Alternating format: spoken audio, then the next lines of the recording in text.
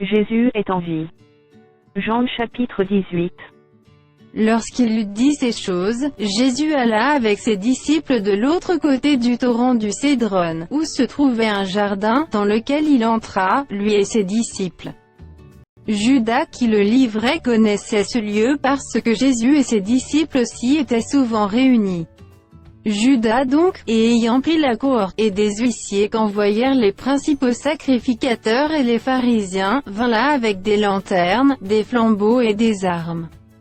Jésus, sachant tout ce qui devait lui arriver, s'avança, et leur dit: Qui cherchez-vous?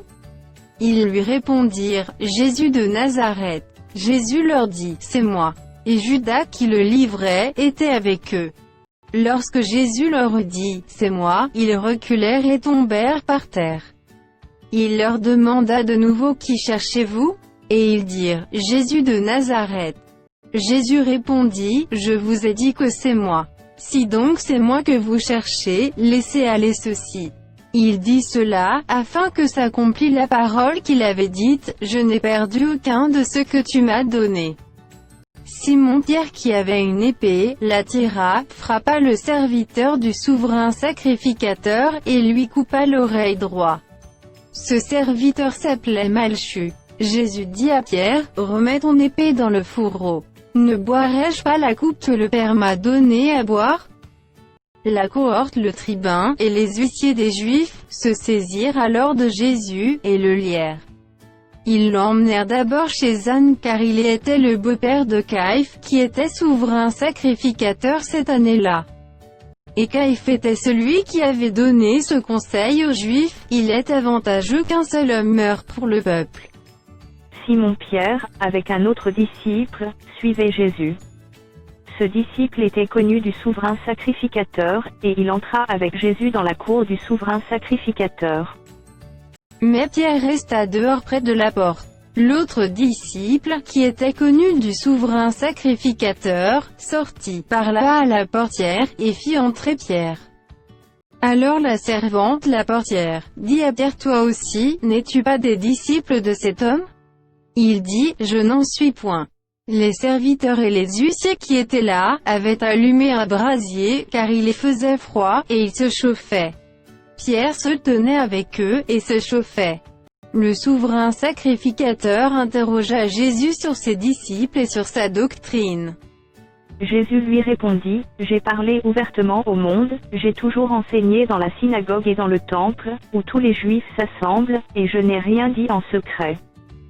Pourquoi m'interroges-tu? Interroge sur ce que je leur ai dit ceux qui m'ont entendu, voici, ceux-là savent ce que j'ai dit. À ces mots, un des huissiers qui se trouvait là, donna un soufflet à Jésus, en disant: Est-ce ainsi que tu réponds au souverain sacrificateur? Jésus lui dit: Si j'ai mal parlé, fais voir ce que j'ai dit de mal, et si j'ai bien parlé, pourquoi me frappes-tu? Anne l'envoya lié à Caïphe, le souverain sacrificateur. Simon-Pierre était là, et se chauffait. On lui dit: Toi aussi, n'es-tu pas de ses disciples? Il le nia, et dit: Je n'en suis point. Un des serviteurs du souverain sacrificateur, parent de celui à qui Pierre avait coupé l'oreille, dit: Ne t'ai-je pas vu avec lui dans le jardin? Pierre le nia de nouveau. Et aussitôt le coq chanta. Ils conduisirent Jésus de chez Saïphe au prétoire, c'était le matin. Ils n'entrèrent point eux-mêmes dans le prétoire, afin de ne pas se souiller, et de pouvoir manger la Pâque. Pilate sortit donc pour aller à eux, et il dit: Quelle accusation portez-vous contre cet homme? Ils lui répondirent: Si ce n'était pas un malfaiteur, nous ne te l'aurions pas livré. Sur quoi Pilate leur dit: Prenez-le vous-même, et jugez-le selon votre loi. Les Juifs lui dirent: Il ne nous est pas permis de mettre personne à mort. C'était afin que s'accomplît la parole que Jésus avait dite lorsqu'il indiqua de quelle mort il devait mourir. Pilate rentra dans le prétoire, appela Jésus, et lui dit: Es-tu le roi des Juifs?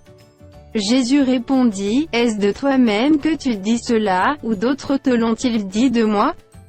Pilate répondit: Moi, suis-je juif? Ta nation et les principaux sacrificateurs t'ont livré à moi, qu'as-tu fait?